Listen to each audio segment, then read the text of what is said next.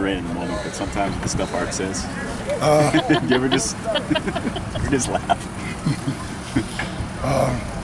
Is it printable? You don't have to answer that. Just know that we were entertained.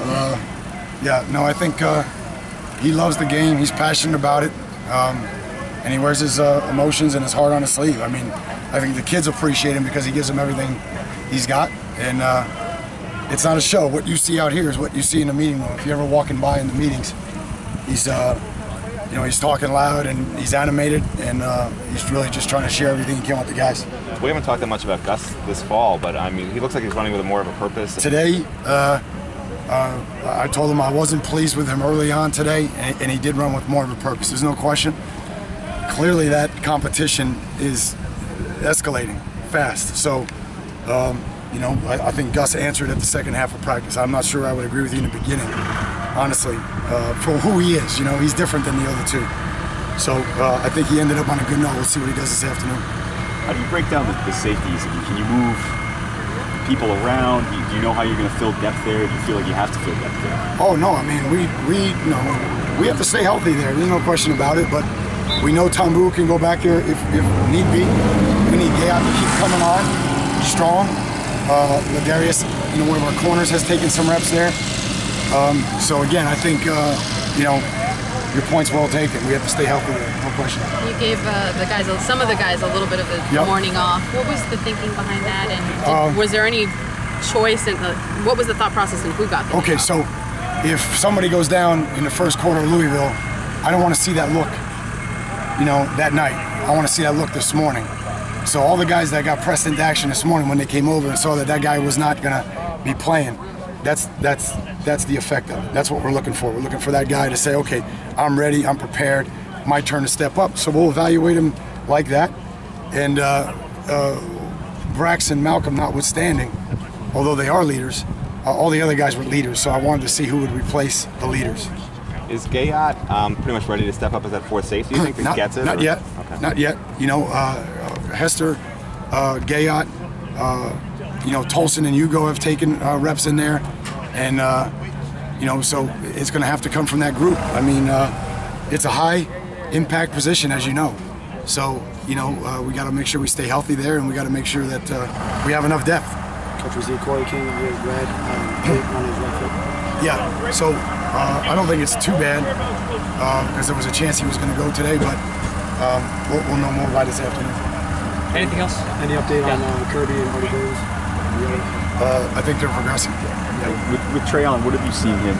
How is his? I know he got here late, obviously. How is his progression been? Well, I mean, he's in better shape right now, Matt, and he's learning his playbook. So, is he ready for prime time yet? No, he's getting better every day, and he's definitely in better condition, which is, allowing him to compete harder, and he's making less mistakes. So, I'm starting to see a little bit more confidence from him.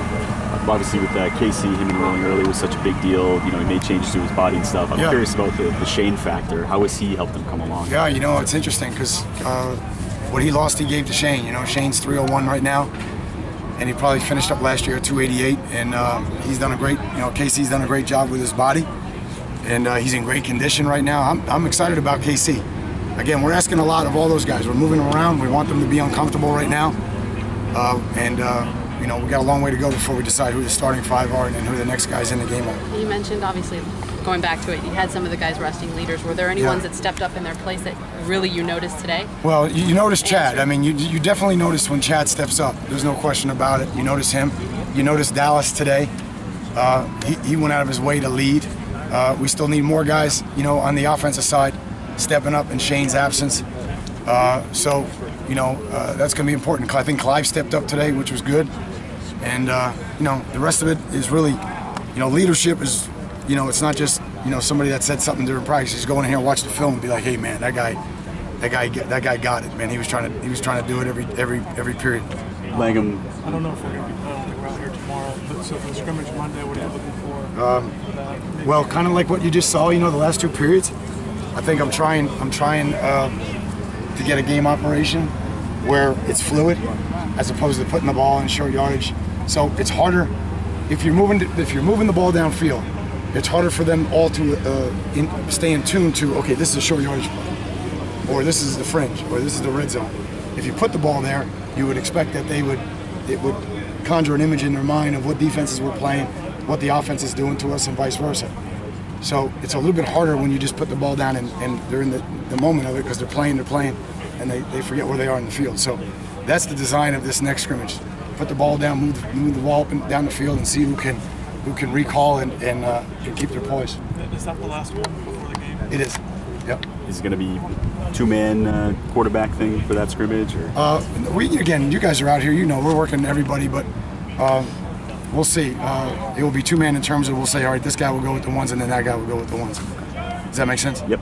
And then one more, just Langham. For the first week, how's he come along? He seems like he's getting more and more. Really pleased with him. I just can't imagine a human being that big can run like he runs. I mean, he came in at 230 pounds, so we're trying to get him down. I think 226 yesterday for him. We're trying to get him down to 22. But he's learning really well, and he's big and strong. So he gives us a red zone threat. He gives us a slant runner. He gives us a good blocker on the perimeter.